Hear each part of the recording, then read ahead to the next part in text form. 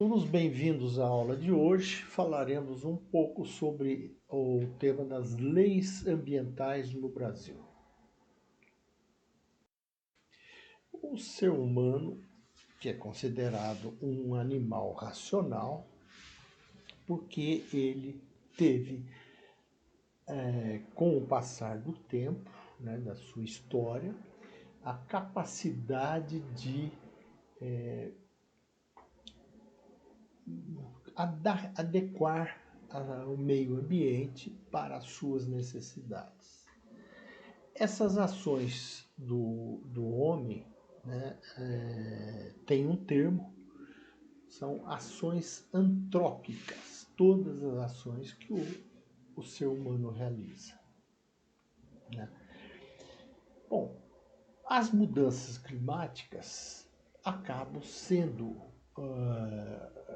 causadas pelas ações antrópicas, porque houve muitas alterações, desde a emissão de gases poluentes e várias outras questões, o jogar resíduos no meio ambiente, o plástico em excesso está prejudicando os mares, famosas histórias das tartarugas que comem plástico pensando que é uma alga, e derramamento de petróleo no mar.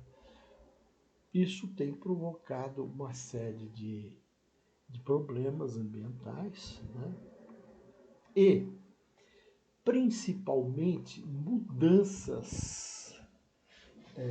A Terra reage. A Terra, quando ela é agredida, ela reage. E ela está provocando mudanças. O aquecimento global é uma realidade, a temperatura da Terra elevou-se mais de 1 grau centígrado, em média, no planeta, devido às ações contra o meio ambiente, e isso tem nos trazido muita preocupação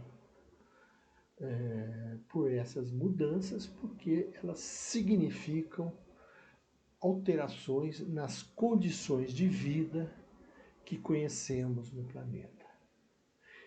A legislação ambiental é uma reação dos governos para evitar os danos ao meio ambiente. Portanto, as leis ambientais formam um conjunto de legislação, leis, decretos, resoluções, que regram o funcionamento de empresas e a conduta dos cidadãos perante o meio ambiente.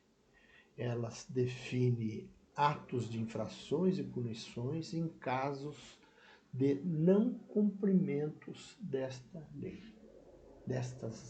deste conjunto de legislação. Tanto os países como os estados e os municípios podem legislar sobre o meio ambiente. No Brasil, o principal legislador é a federação, leis que valem para todo o território nacional, estabelecidas pelo Congresso Nacional e com efeito geral.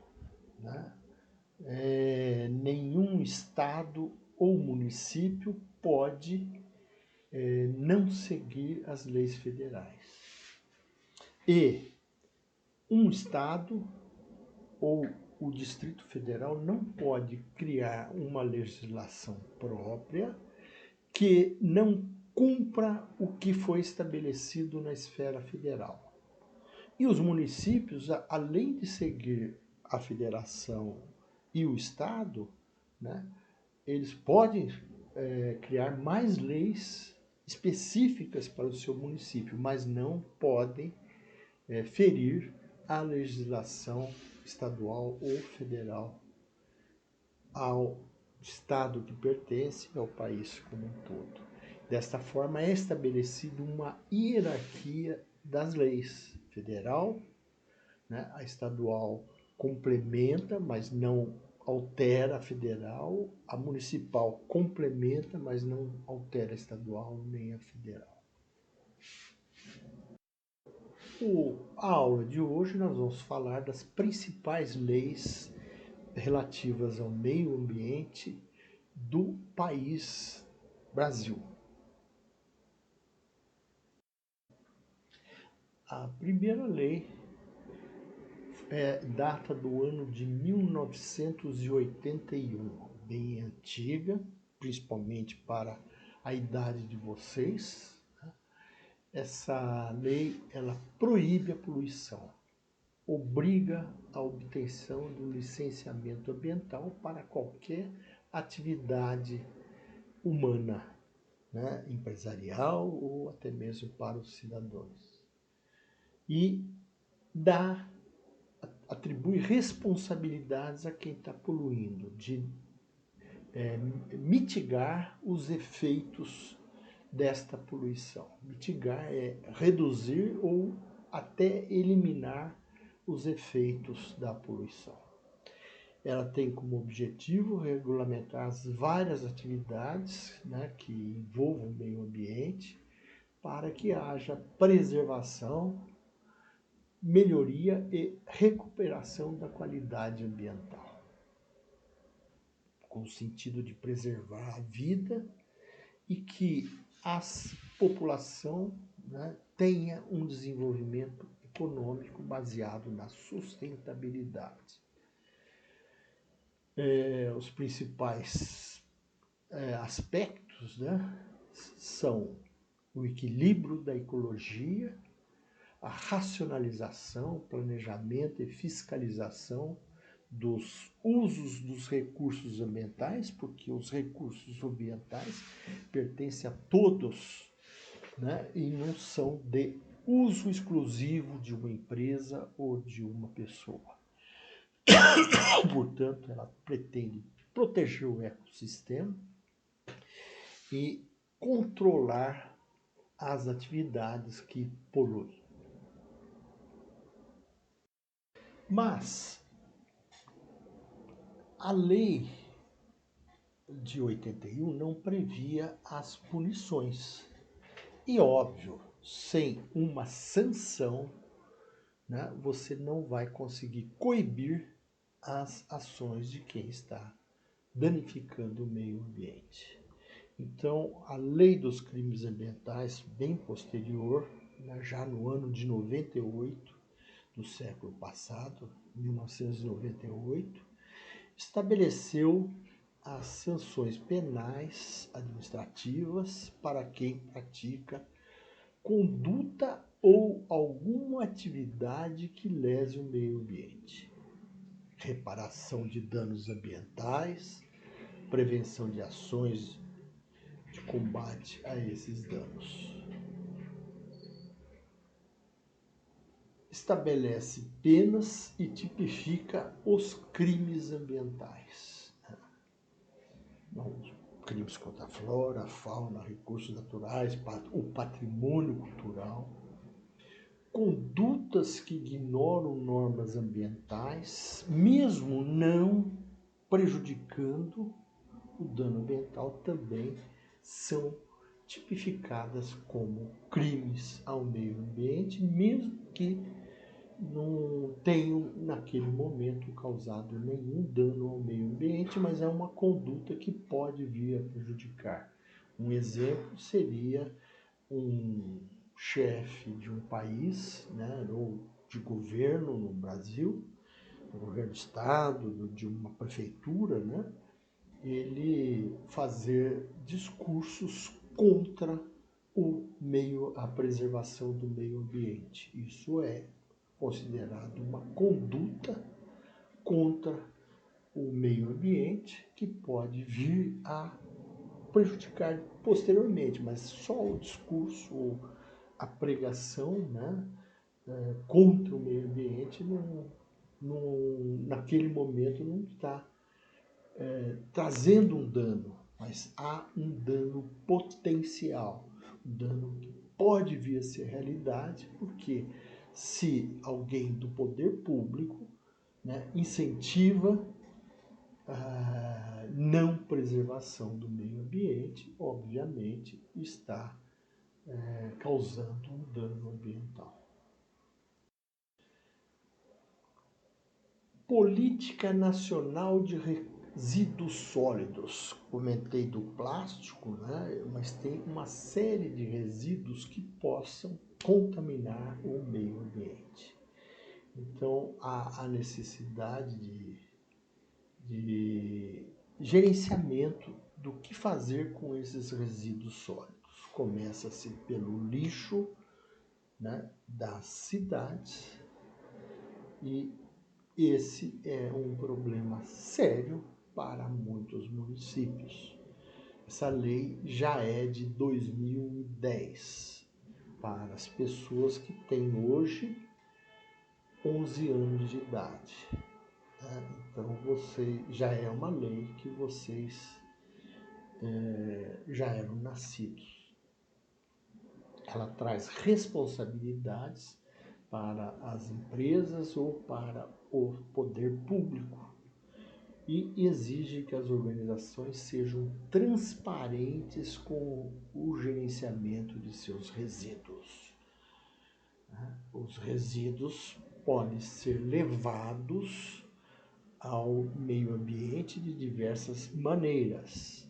Resíduos sólidos, como detritos de uma construção civil, né? Ele não pode ser jogado em qualquer lugar. Por exemplo, a Hershey's é uma empresa de São Roque que produz chocolates e no seu processo de produção ela trata todo o resíduo, né, nas águas antes de despejar nos rios. Processos de decantação, de tratamento, né, antes de jogar. Por quê? Porque eles trabalham com tintas, né, para fazer aquele um chocolatinho que parece uma ervilha, né, colorido. Aquela tinta vai para o meio ambiente. E resíduos sólidos das pessoas, né? Nós geramos resíduos sólidos, líquidos.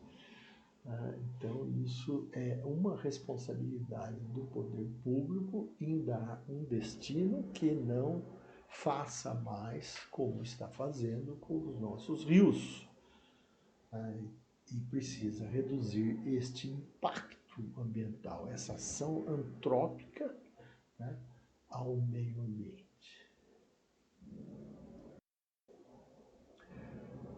A lei de recursos hídricos é anterior, né?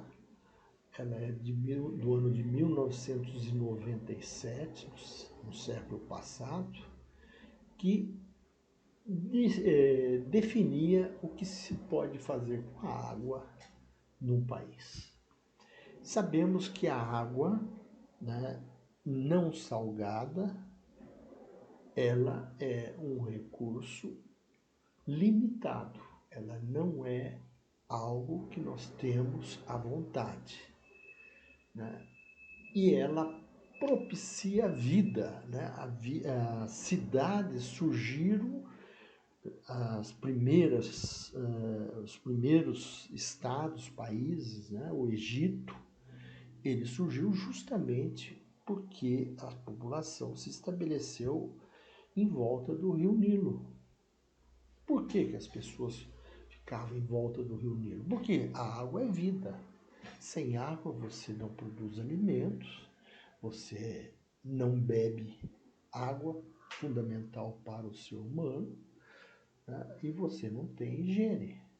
Então, ele é algo que tem um valor econômico e pode ter vários usos.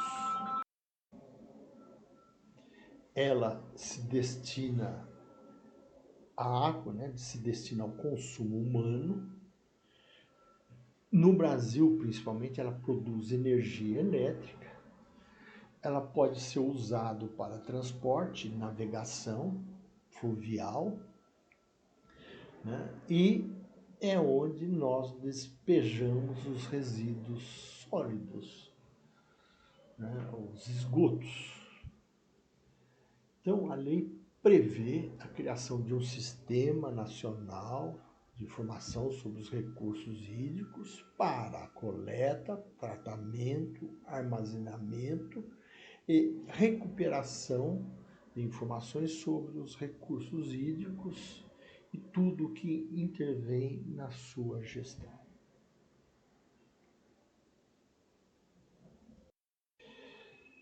A lei dos agrotóxicos, né, também pouco velha, né, do ano de 89. Né? O que são agrotóxicos?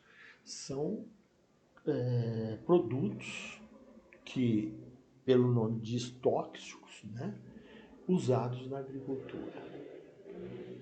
A agricultura sem agrotóxico, ela é impossível de fazer uma produção em massa. Porém, os agrotóxicos podem afetar o ser humano, assim como contaminar o meio ambiente, a vida animal de uma maneira geral, né? E é muito perigoso, dados a alguns serem extremamente tóxicos. A Anvisa que libera, né? A Anvisa que liberou a vacina no Brasil também é quem libera os tipos de agrotóxicos que podem ser usados no Brasil. Dizem que houve assim, muito comentários recentes que a Anvisa andou liberando agrotóxicos que são proibidos em outros países, né? E isso pode ser algo problema para o brasileiro. Bom, não preciso dizer para vocês que a produção agrícola é um dos responsáveis pelo nosso desenvolvimento. O Brasil é o maior produtor de soja, café, carne bovina, né, entre outros produtos, né, necessários para a vida humana. E a lei do agrotóxico ela tem um objetivo óbvio de proteger a saúde e o meio ambiente. Né? O uso indiscriminado pode afetar a vida humana. E esses agrotóxicos, né, eles têm embalagens que precisam ter um descarte correto.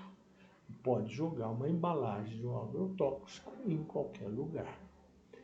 Então, há normas para produzir, registrar, comercializar, né, mesmo exportar, importar, né, o transporte de um agrotóxico, porque ele tem que seguir normas de segurança para, num acidente, não provocar um dano ao meio ambiente ou às pessoas que estão numa estrada, né?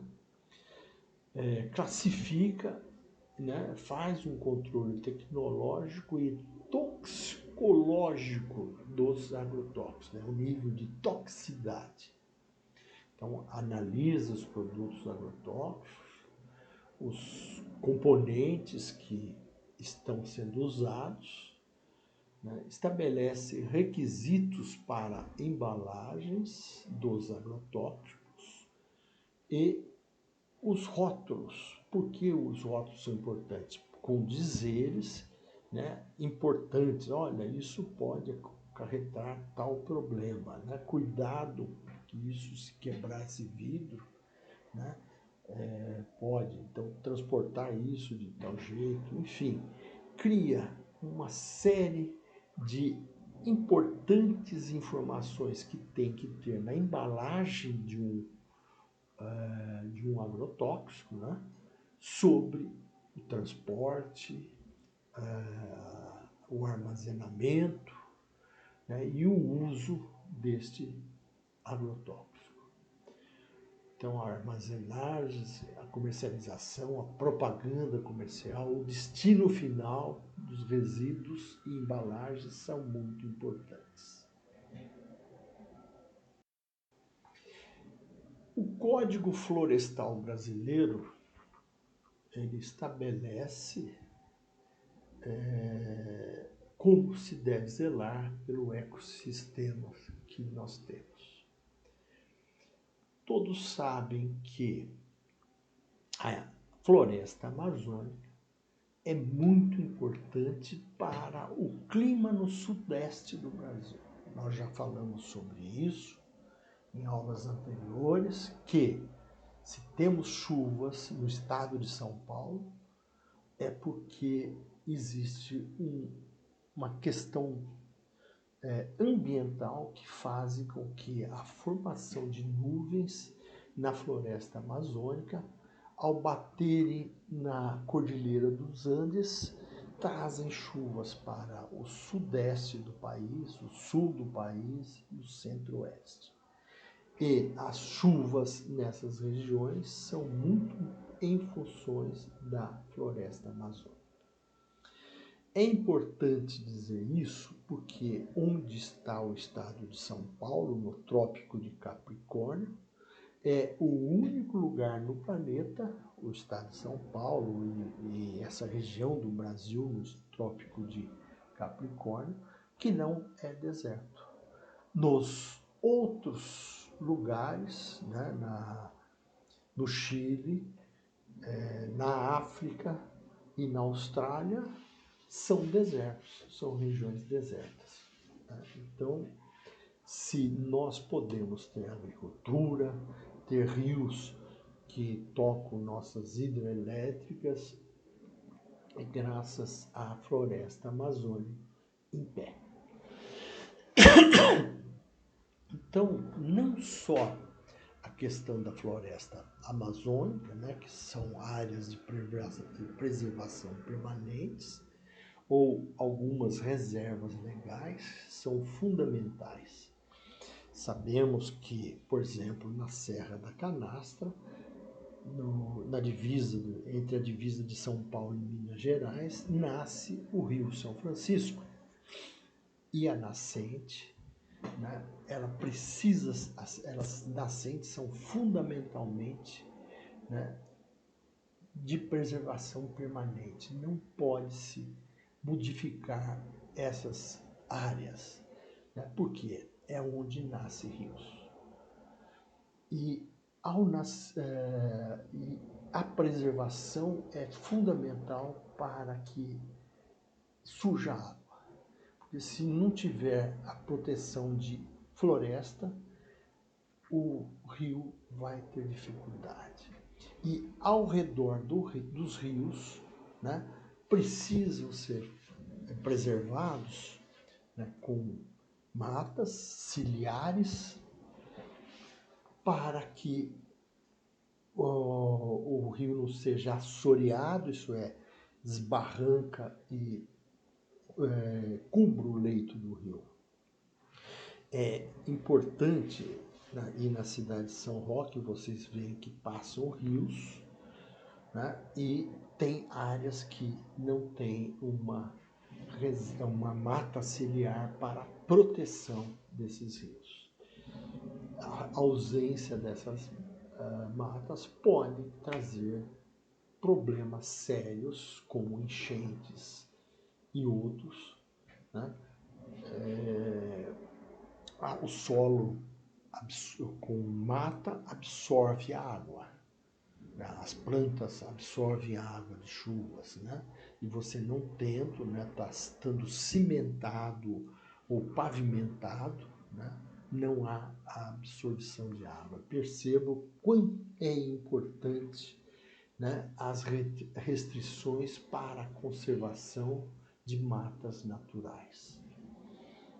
e a exploração florestal, o suprimento de matéria-prima florestal, madeira, né, precisa ser muito controlado, e o controle e a prevenção também dos incêndios florestais.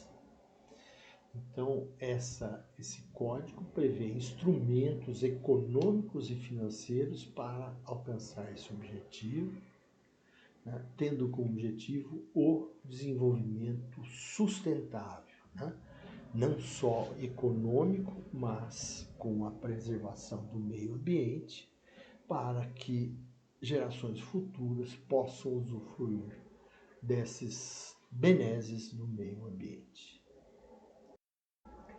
Por fim, a Política Nacional de Saneamento Básico. O que é o saneamento básico? Em São Roque tem a Sabesp, que é uma empresa estatal que cuida do saneamento básico. Entregar água e coletar esgotos, né? o uso das águas. Bom, as águas não usadas, né, os ejetos humanos ou industriais, não podem ser devolvidos às águas, aos rios, aos mares, aos lagos, sem o tratamento que mitiga a poluição. Ele pode não tirar totalmente a poluição, mas tem que mitigar em grande parte. Então, aborda também, além da coleta, do tratamento, da disposição final dos resíduos sólidos e efluentes líquidos industriais. O efluente industrial, que é a água restante do processo produtivo, deve ser tratado antes de ser devolvido aos rios, lagos, etc.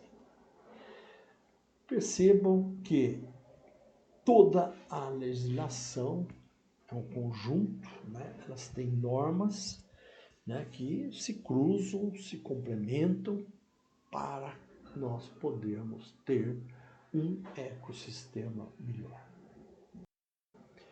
E como eu falei para vocês da hierarquia das leis, essas leis, por serem federais, tanto os estados, o Distrito Federal e os municípios não podem estabelecer leis que contrariam essas leis federais.